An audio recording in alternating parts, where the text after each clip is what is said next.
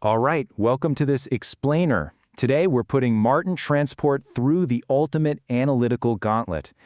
As an investment analyst, it's incredibly easy to get swept up in the day-to-day market hype. So we're stripping all that noise away. We are going to apply the legendary frameworks of some of the absolute greatest investors in history to see if this stock can actually survive the test. Here is our roadmap for today. We'll be looking at the company through the lenses of Warren Buffett, Peter Lynch, Benjamin Graham, a standard discounted cash flow model, and finally a few alternative valuation methods before bringing it all together.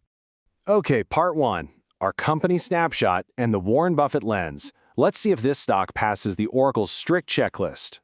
So Marten Transport is definitely not a new kid on the block. They literally started with a single milk truck in rural Wisconsin way back in 1946. Over the decades, they've grown into this massive international temperature-controlled logistics and trucking carrier, eventually going public in 1986. They've built a very real, tangible business over the years. But as we know, a real business doesn't automatically make a great stock. Let's look at the current data. Right now, MRTN is trading at $14.79 with a $1.21 billion market cap. But man, we immediately hit some glaring warning signs. Their revenue is sitting at about $883 million, which is actually a decline of almost 9% year over year. And even more concerning, they're carrying a massive trailing 12-month price-to-earnings ratio of 83.2. Watch how quickly MRTN fails Buffett's qualitative checklist here. The trucking industry has a notoriously low economic moat. It's highly fragmented, extremely capital-intensive, you name it. On top of that, their earnings dropped over 35% last year, and their return on equity is a really meager 2.27%. Honestly, the only real bright spot for Buffett here is that their debt is highly manageable. But here's the absolute nail in the coffin for the Buffett lens, their approximate owner earnings. If we take their operating income and adjust for net investments, we're looking at a negative free cash flow of over $32 million. Buffett absolutely demands a margin of safety, right? So with negative cash flow and an 83 PE multiple, yeah, he would almost certainly take a hard pass at this price. Moving right along to part two, the Peter Lynch lens. Let's figure out how their growth actually matches up to that trading price. Lynch famously loved to put companies into very distinct buckets before he even thought about valuing them. So, based on our data, what is MRTN? Are they a fast grower, a stalwart, a turnaround, or something else entirely? Well, given the macroeconomic sensitivity of the whole transport sector, and especially looking at their currently declining revenues, Lynch would clearly categorize this as a cyclical, slow grower. Now, to be fair to the company, Lynch would definitely appreciate their balance sheet. It is incredibly strong. They're showing $767 million in total equity against just $182 million in total liabilities. He'd also note the heavy family influence in management. But here's the kicker. The really crucial point here is Lynch's all-time favorite metric, the PEG ratio. That's your PE divided by the growth rate. For a fairly valued stock, you generally want a PEG of 1, but this metric just completely breaks down for MRTN. When you try dividing a sky-high 83 PE by a negative 35% EPS growth rate, you get a non-applicable bright red warning sign. For a cyclical company in a downturn, this screams a strong Lynch-style sell. All right, part three, Benjamin Graham's value lens. Let's go dig in to see if there's any deep intrinsic value hidden beneath the surface. Graham uses a really strict defensive investor checklist. Surprisingly, MRTN actually passes a few of these tests. They've got adequate size with over $1 billion in market cap, strong financial condition, thanks again to that great balance sheet, and a steady 24-cent annual dividend. But, and this is a big but, it completely fails his crucial demand for earning stability and a moderate PE and price-to-book multiple. Let's actually walk through Graham's famous intrinsic value formula together. It's like a giant puzzle. Step 1, we divide their $767 million in equity by 81.6 million shares. That gives us a book value of about $9.40. Step 2, we pull their 21-cent EPS. Finally, step 3, we plug those numbers into Graham's formula, which is the square root of 22.5 times EPS times book value.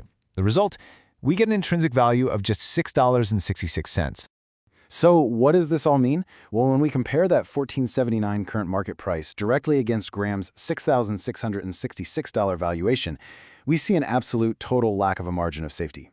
It is literally trading at more than double its intrinsic value, meaning Graham wouldn't even touch this stock unless it lost more than half of its current value.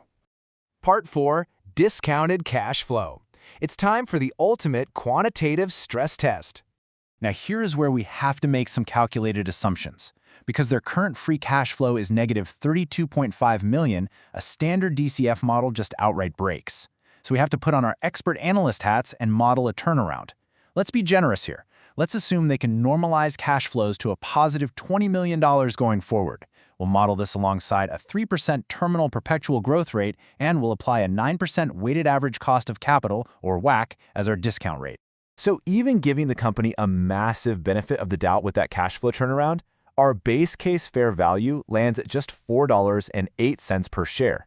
And look, even if we flex our growth and discount rate assumptions in a sensitivity table, the value outright refuses to break $6.50. The math here strongly suggests extreme overvaluation today. Let's move to Part 5, Alternative Models. We need to look at industry comparables and dividends just to be absolutely sure we haven't missed anything. Sourcing data directly from Mercer Capital's Transportation and Logistics report, we can check out the broader industry context for publicly trading trucking peers.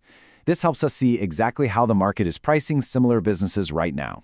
And looking at that industry context, Marten Transport's PE of 83.2 absolutely dwarfs its stronger, larger peers. J.B. Hunt, for example, trades at a 35 multiple.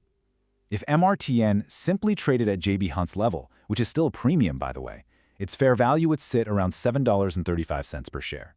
Finally, we can use the dividend discount model. This values a stock solely on the present value of its future payouts. We take their 24-cent annual dividend, and given their shrinking earnings, we have to assume zero dividend growth.